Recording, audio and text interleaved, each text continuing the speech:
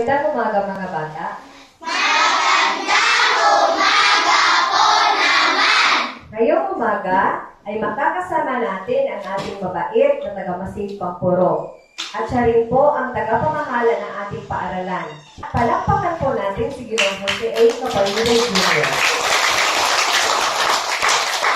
Kasama din natin ang dalawa sa mga magagaling na guro ng ating paaralan. Ang una ko pong ipapakilala ay ang guro sa ika-6 na baitang.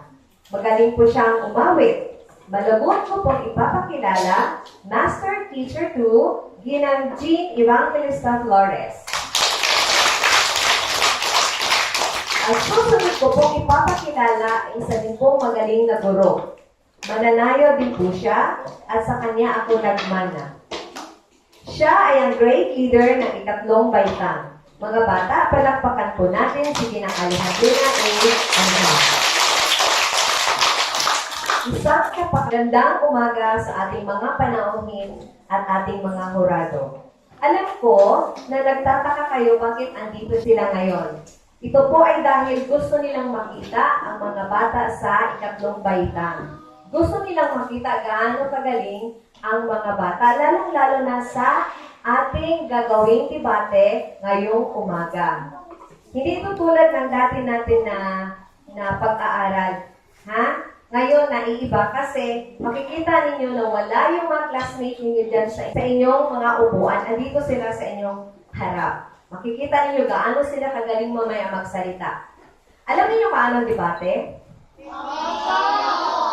May hindi po, may opo. Ang debate ay ang paglalaban ng dalawang panig. Nakikita niyo yan? Ano yan? Sang-ayon. At ito naman, hindi sang-ayon. Ang gagawin nila, magtutunggali sila, pero hindi sila mag-aaway. Hindi sila mag-aaway, ha? Ang kanilang paglalabanan ay ideya lang. Maglalaban sila sa kanilang pinaniniwalaan na opinyon. Ito yung paglalabanan nila. Ang issue na pagunlad, may masama na idudulot sa ating likas yaman. Gusto na ba ninyong marinig kung gaano sila kagaling magsalita? Pero balikan muna natin ang nagdaan nating aralin. Naalala ko ba ninyo kung ano yung nakaraang napag-aralan natin? O, ano yun? O, Valerie. Sino pa yung ano dyan? O, si Valerie. Pakinggan natin si Valerie. Dalawang paraan ay matalino at di matalino pangangasiwa. Tama si Valerie? Tama yun? O, sige na. Ulitin na natin lahat. Ang dalawang paraan ay di matalino pangangasiwa. mahalaga bang malaman natin ang mga paraan na ito? Opo, dahil mapangalagaan natin ang ating likas, yaman, at nararapat na bigyan natin ito ng halaga.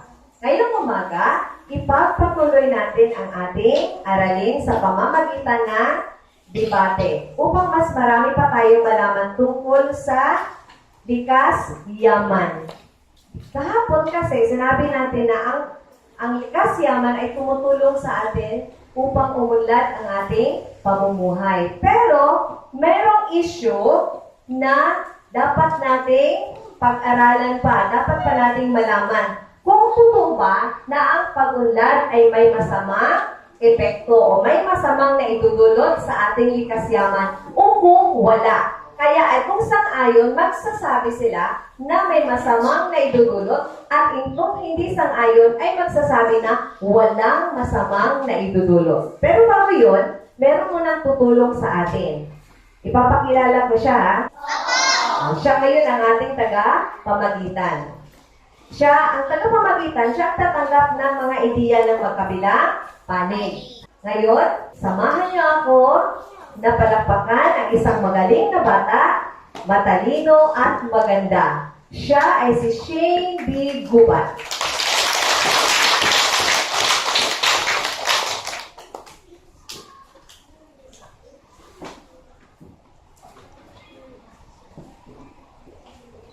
Magandang umaga po sa lahat ng naririto ngayon, lalong-lalo na po sa aming minamahal na mga guro.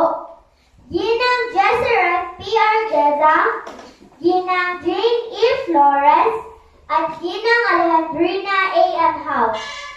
Sa aming iginagalang na taga-Masid, Pampuro, Ginoong Jose A. Cabarida Jr. Masaya po kami sa inyong pagsama sa amin ngayong umaga. Matutunghayan po natin ngayon ang ilan sa ating kamag-aral. Sila po ay magpapalitan ng ideya, paliwanag at sagot tungkol sa lahat na isyu sa pamamagitan ng debate. Ipinakikilala ko po ang panig ng sang-ayon. Sila po ay naniniwala ang pag-unlad ay may samang naidudulot sa ating likas yaman. Ipinakikilala ko po sina Cheryl K. V. Palermo, Mariel D. Ributa, April Rose S. Caballero, Tichi Blair Emma Valle, Precious Goodmarin, at Raquel Salvi. Ang kabilang panig naman ay hindi sang-ayon. Sila ay naniniwala ang pag-unlad ay walang masamang naidudulot sa ating likas yaman. Kung saya pong ipakikilala sina Girl Sarah Daban, Irene Rose May L. Gerva, Rian Jules C. Diallo, Franz J.C. Angulo, Maria Lynn Buhawe at Jelda Pitagara. Atin silang pakinggan kung ano-ano ang kanilang mga katwiran. Ang una nating mapapakinggan ay ang panig ng sang-ayon. Siya po ay si Cheryl K. Magandang umaga po sa lahat. Alam ba niyo, dahil sa patuloy na pagpapatayo ng mga kumpanya tulad ng pinagkukunan ng elektrisidad nasisira ang kabundukan na naging sanhi din ang pagkasira ng tahanan ng iba't ibang uri ng hayop. Namamatay at nauubos sila dahil wala ng malalaking kahoy na kanilang tahanan at pinagkukunan ng pagkain. Kaya, naniniwala ako may masama itong idinulot sa ating kasyaman. Maraming salamat po. Maraming salamat, Cheryl. Ngayon naman, mapapakinggan natin ang unang tagapagsalita ng grupong hindi sang-ayon. Palakpakan po natin si Girl Cheryl Daban. Ang pag-unlad ay nagbibigay ng hanap buhay sa napakaraming tao tulad ng trabaho sa iba't ibang industriya at pabrika. Hindi ba tulong ito upang mabuhay ng matiwasay ang mga tao?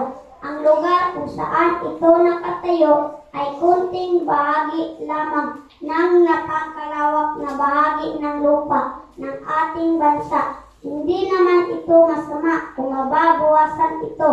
Kaya walang masamang idinulot ito sa ating likas yaman. Salamat po. Salamat, Girl. Tatawagin po natin ang pangalawang tagapagsalita ng grupong sang-ayon. Siya po ay si Mariel. Magandang umaga po mga guro at kamag-aral. Dahil sa pag-unlad ng isang lugar, lumalaki ang populasyon. Dumadami ang mga tao na nangangailangan ng bahay at mga kasakapang gawa sa kahoy. Nang dahil dito, maraming puno sa kagubatan ang pinuputol upang maging materyales. Nauubos ang mga kahoy. Ang ilan pa nga sa mga kabundukan ay nauubos na. At kapag wala ng malaking kahoy, tiyak, baha at pagbuo ng lupa ang maaaring mangyari. Ito ay ang patunay na may masamang naidudulot ang pag-unlad. Maraming salamat po. Salamat, Mariel. Tatawagin po natin ang pangalawang tagapagsalita ng grupong hindi sang-ayon. Siya po ay si Irene Rose. Magandang umaga po sa inyong lahat. Ako ay naniniwalang walang masamang epekto ang pag-unlad sa ating likas yaman. Sa halip ay pagbubukas ng maraming magagandang lugar at pagdami ng resort at tourist spot na naghihikayat ng maraming mumuhunan at turista sa ating bayan. Magiging kilala din tayo sa iba't ibang bansa dahil sa ating magagandang tanawin. Maraming salamat po.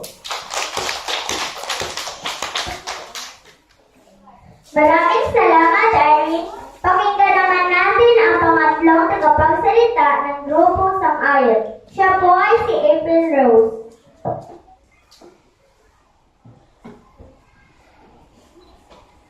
Magandang umaga po sa lahat. Napakaraming magandang lugar dito sa atin.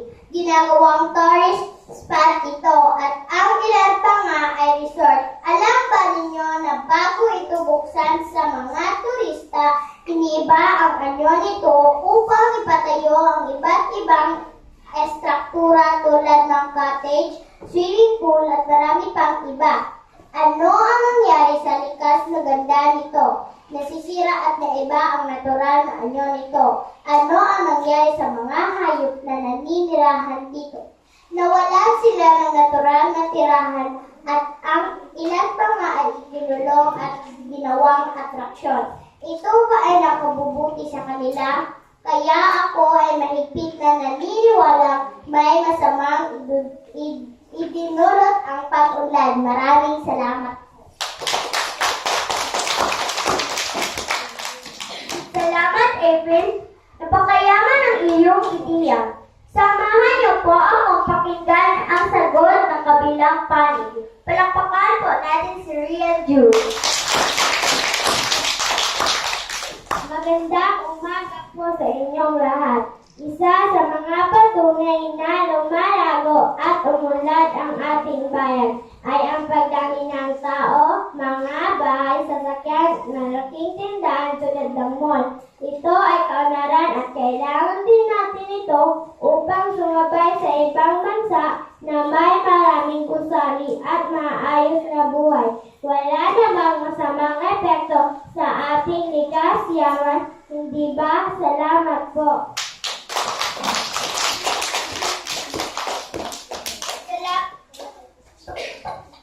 Salamat, Real Jude. At sa aling tagapagsalita ng grupong sang-ayon. Palakpakan po natin si Chichi Blair. Magandang umaga po sa inyo lahat. Polusyon sa tubig, hangin at lupa. Isipin nga ninyo saan itinatapon ng mga pabrika ang tubig na kanilang ginagamit sa paggawa ng produkto. Hindi sa ilog at dagat. Marumi po ang tubig bae at kontaminado ng mga kemikal na pumapatay ang organismong nabubuhay sa tubig tulad ng isda na kung kinain ng tao ay maaari niya ito ay kamatay.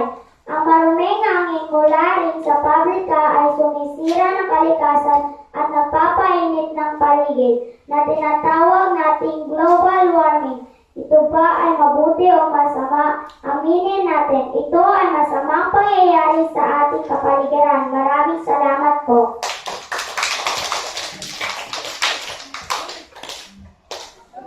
Maraming salamat, Chichi Blair. Narinig natin ang mga ideya ng panig ng sang-ayon. Pakinggan naman natin ang muling tagapagsalita ng grupong hindi sang-ayon. Siya po ay si Franz. Magandang umaga po sa inyong lahat. Nang dahil sa pag-unlad, dumadami ang mga pabrika, kaya mas mura at abot kaya ang maraming produkto. Ang mga sakahan ay hindi na gumagamit ng mga lumang paraan. Mayroon na pong mga modernong makina, kaya mas marami ang ani at umuunlad na ang industriya ng pagsasaka. Tinutulungan ang mga tao at magsasaka, kaya wala itong masamang idinulot sa likas yaman natin. Maraming salamat. Maraming salamat, Franz. Palakpakan po natin silang lahat. Maraming salamat sa mga ibinahagi ninyong kaalaman sa amin. Iba't ibang opinyon at paniniwala ang aming narinig at nasaksihan mula sa inyo. Muli, maraming salamat. Ibinabalik ko na po sa ating guro ang pangangasiwa ng iba pang kaganapan.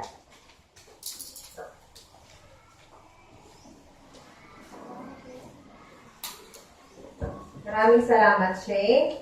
Narinig na ba ninyo ang panig ng sang-ayon at hindi sang-ayon? Naintindihan niyo yung mga sinabi?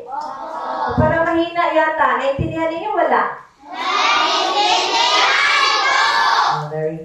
may mga tanong ha. Kailangan magtanong kayo sa kanila kasi alam mo, meron pa kayong gustong marinig na mga opinion.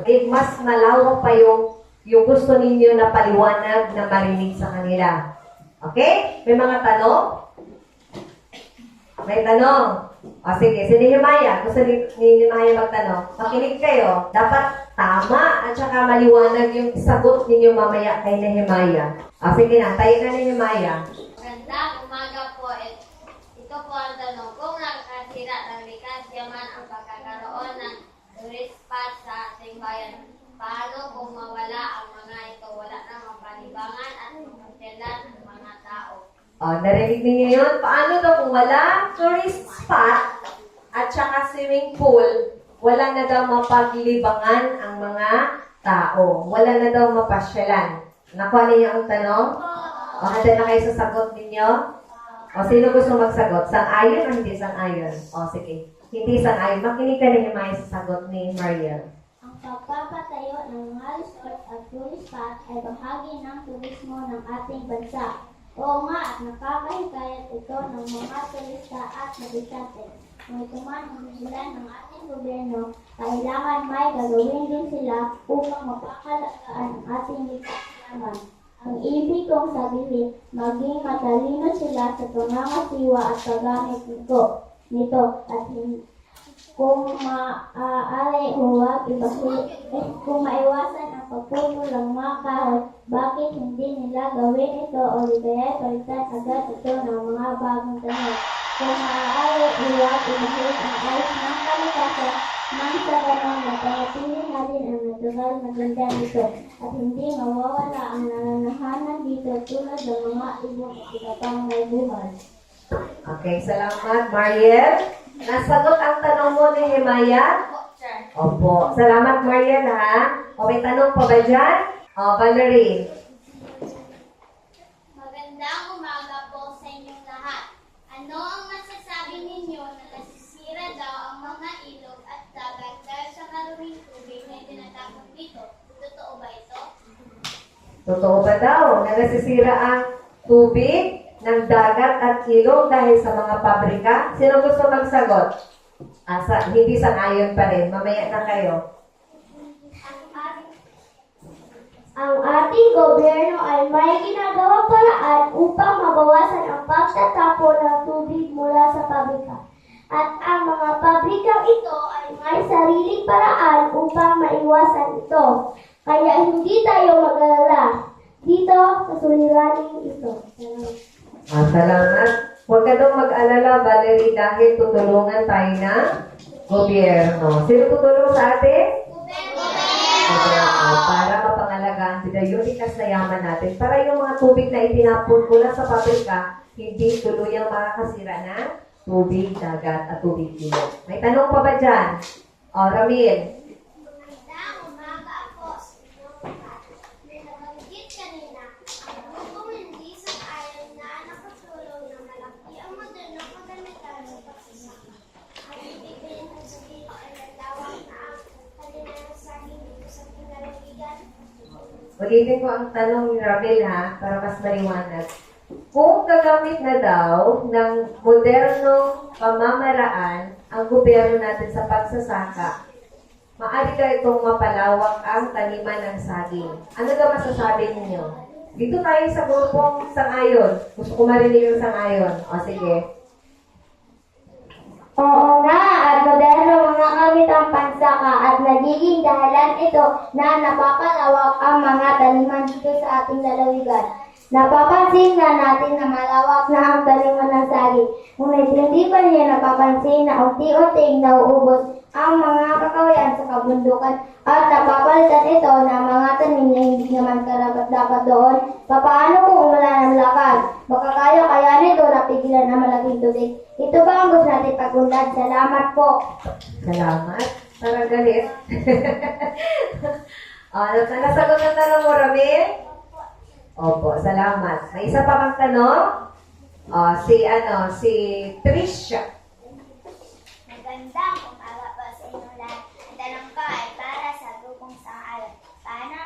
Paano maiwasan at pagkasira ng likas yaman ng ating lugar? Kung mapapatuloy ang mga Para daw sa inyo, grupong sang-ayon. Ano masasabi ninyo sa tanong ni Patricia? Sige, si Precious. My Precious. Naipaliwanag na namin kanina ang problema idudulot ng mga industriya at pabrika. Hindi natin ito mapigilan dahil nakatuloy na umunlad ang ating bayan. Ngunit may malaking responsibilidad ang gobyerno na dapat isaalang-alang. Bigyan ng proteksyon ang mga lugar na sagana sa likas yaman.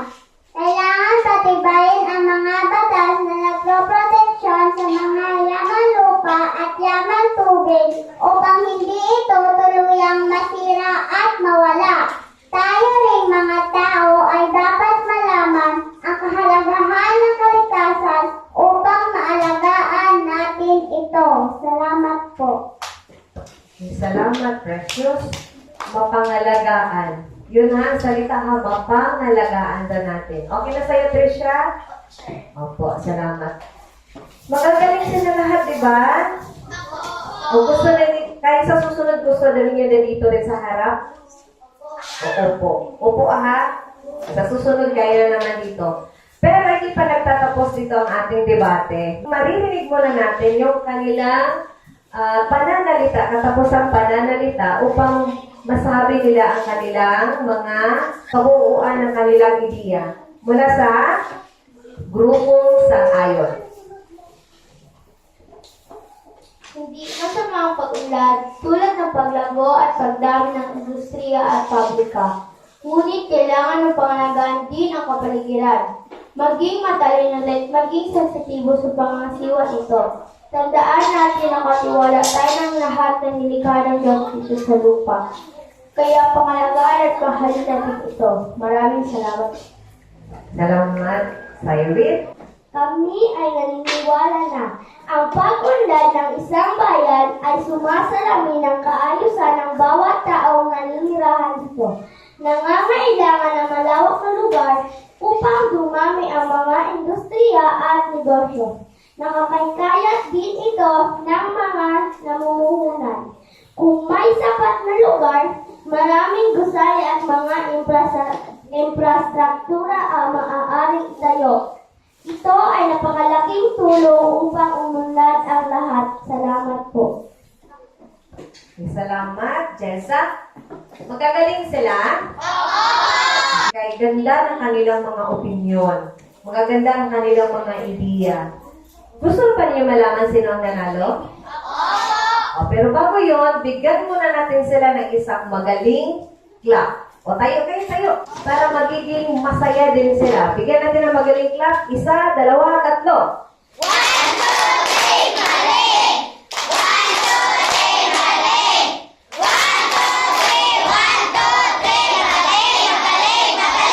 Okay, magaling. At kayong lahat magaling din. Dahil nakinig kayo na mabuti. At dito, nagtatapos ang ating debate. At papakinggan natin kung ano ang sasabihin sa atin ng ating punong hurado. Makinig kayo ha, kung sino pa kaya ang nanalo. Ang grupong sang-ayon ba o ang grupong hindi sang-ayon? O palakpak mo na sino ang gusto na manalo ang sang-ayon? Palakpak, palakpak. Ang hindi sang-ayon.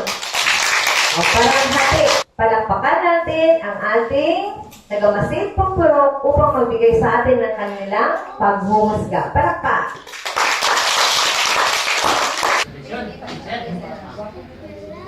Una-una, gusto ko batiin ang guro na naging tulay, naging gabay sa pagkatuto ninyo ngayon. So nagkaroon tayo ang klase ninyo ngayon, nagkaroon ng debate tungkol sa pag-unlad na may masamang may lulot sa likas na yaman. So nagkaroon ng dalawang grupo, ang sang-ayon at saka ang sang-ayon o ang affirmative o ang negative, di ba? Okay. So, narinig natin lahat, narinig niyo lahat, punto ng ng sang-ayon. Napakinggan ninyo? Okay. Napakinggan ninyo ang punto o ang side ng di sang-ayon. Okay. Sa batay, no, sa pakikinig natin, ang dalawang panig nakapagbigay ng tamang idea na kung saan ang pag-unlad pantay-pantay. Kahit yung sang-ayon at yung di sang-ayon, talagang nakapagbigay sila ng insaktong rason. Insaktong rason na walang makapagsabi na sila ang nanalo. Kasi yung rason nila, pareho na kung wala ang cottage, wala din tayo mapuntahan. So, mawala din ang tao na hindi din ma-develop yung kanyang sarili. Yun ang punto ng taga sangayon, di ba? O yung dito sa sangayon, no? O dito sa sangayon. Kung sinabi naman ng taga sangayon na sangayon sila na ito nagdudulot, pero sabi na, sumagot naman ang isang ayon na, kaya naman ginawa ang gobyerno. So kung ating pakinggan, lahat na punto, napakahirap, lahat na punto ng naibigay nila, ay talagang pupunta tayo na nasa ating sarili. Nasa ating sarili, kung paano tayo makatulong.